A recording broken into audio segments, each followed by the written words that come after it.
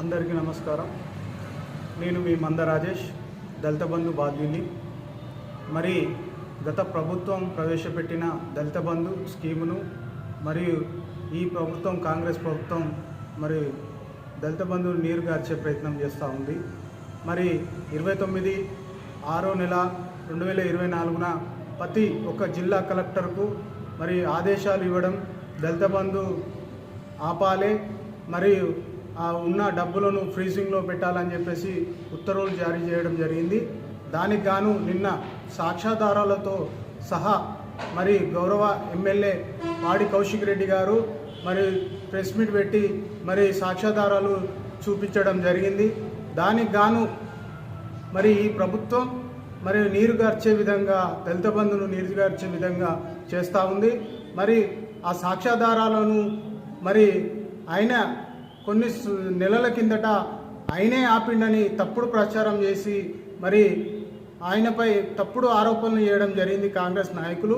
మరి ఇప్పుడు వీరికి చిత్తశుద్ధి ఉంటే దళిత బంధు 2వ విడత ఇచ్చి దళితులను ఆదుకోవాలని ఈ సందర్భంగా తెలియజేస్తున్నాను. అంతేకాకుండా మరి అక్రమంగా అరెస్టు చేసిన పాడి కౌశిక్ రెడ్డి గారిని తొందరగా విడుదల చేయాలి. మరి ఇక్కడ కూడా స్థానిక జమ్మికుంట కౌన్సిలర్ మా మిత్రుడు గాజుల భాస్కర్ గారిని కూడా అరెస్ట్ చేయడం, మరి ఇల్లంతకుంట మండలం మా తమ్ముడు రాకేష్ గారిని కూడా అక్రమంగా అరెస్ట్ చేయడం జరిగింది. మరి దళితులారా, ప్రతి ఒక్కరూ దళిత మేధావులారా ఆలోచన చేయండి. దళిత బంధు వస్తే మన దళితుల జీవితాల్లో వెలుగులు నిండుతాయి. మరి ఎవరైనా కాంగ్రెస్ నాయకులు దళితులు అయితే ఉంటారో వారు మరి స్థానిక ఇన్ఛార్జి ప్రణబ్ బాబు గారిని మరి విజ్ఞప్తి చేసి మరి స్థానిక మంత్రి గారిని కూడా మరి వారికి తోటి ఇక్కడున్న సమస్యను చెప్పి మరి ఇంత తొందరగా దళిత బంధు ఇచ్చే విధంగా పోరాటం చేయాలని మీకు కూడా మేము విజ్ఞప్తి చేస్తూ ఉన్నాం. మరి ప్రశ్నిస్తే ఇదా అరెస్ట్ చేస్తారా? ఇదేనా ప్రజాపాలన?